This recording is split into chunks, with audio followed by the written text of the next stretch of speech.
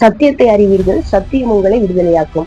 இந்த வசனம் வெறும் வசனமா தானே நம்மளுக்கு இது வரைக்கும் தெரியும். ஆனா அதுல இருக்கிற உள்ள அர்த்தத்தை நம்ம ஆராய போனோம்னா நிறைய வெளிப்பாடுகள் கிடைக்கும். இப்ப சிம்பிளா இந்த ஒரு வசனத்தை வச்சு நம்ம அடிமைத்தனத்துல இருக்கிறோமா இல்லையாங்கிறத நம்ம கண்டுபிடிச்சிடலாம்.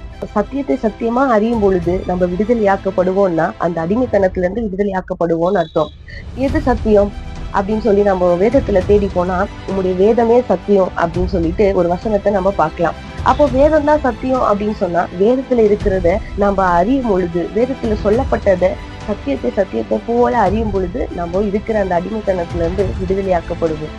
நம்ம எல்லாம் அடிமைத்தனத்துல இருக்கோமா இல்லையாங்கிறதுக்கு ஒரு சின்ன எக்ஸாம்பிள் கொடுக்குறேன்.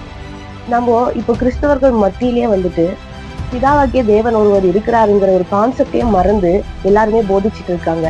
இது யாராலையும் ஏற்றுக்கொள்ள முடியாத ஒரு விஷயமா இருந்தாலுமே கூட இதுதான் உண்மை. இப்போ கிறிஸ்தவர்களா இருக்கிற எல்லாருடைய நோக்கம் என்ன? நித்திய ஜீவனை அடையணும்னுட்டு.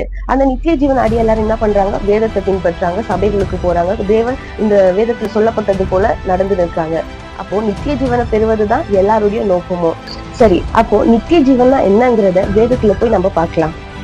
ஒன்றான மெய் தேவனாகிய உம்மையும் நீர் அனுப்பினவராகிய இயேசு கிறிஸ்துவையும் அறிவதே நித்திய ஜீவன்.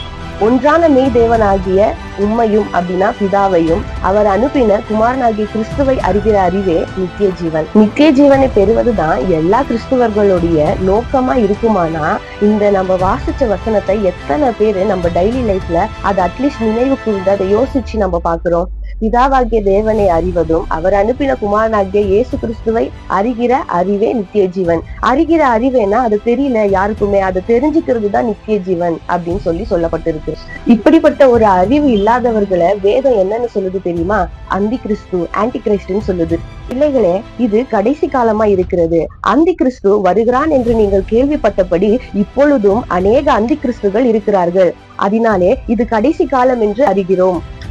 அப்போ அந்தி கிறிஸ்துனா என்னன்னு நமக்கு தெரியணும் இல்லையா? வேதம் என்ன சொல்லுதுன்னா, இயேசுவை கிறிஸ்து அல்ல என்று மறுதளிக்கிறவனே அல்லாமல் வேற யார் பொய்யன்? பிதாவையும் குமாரனையும் மறுதளிக்கிறவனே அந்தி கிறிஸ்து. இந்த ஒரு வசனத்தை படி நம்ம பார்த்தோம்னா இப்ப இருக்கிற எல்லா சபைகள்லயுமே 80 to 90% நம்ம எல்லாரையும் ஆன்டி கிறிஸ்துன்னு தான் சொல்லணும். ஏன்னா பிதாவாகிய தேவனையும் அவர் அனுப்பின குமாரனாகிய இயேசு கிறிஸ்துவை அறிகிற அறிவே நித்திய ஜீவன் என்று சொல்லப்பட்டிருக்குது. இப்படிப்பட்ட நித்திய ஜீவனை அடையத்தக்கதான போதனையை எத்தனை சபையில இப்ப போதிக்கப்படுகிறது? பிதாவாகிய தேவனையே அறியல, குமாரனாகிய இயேசு கிறிஸ்துவையும் அறியல. ஒண்ணு பிதாவை குறிச்சே போதிக்கிறது, இன்னொன்னு இயேசு கிறிஸ்துவை மட்டுமே குறிச்சு போதிக்கிறது.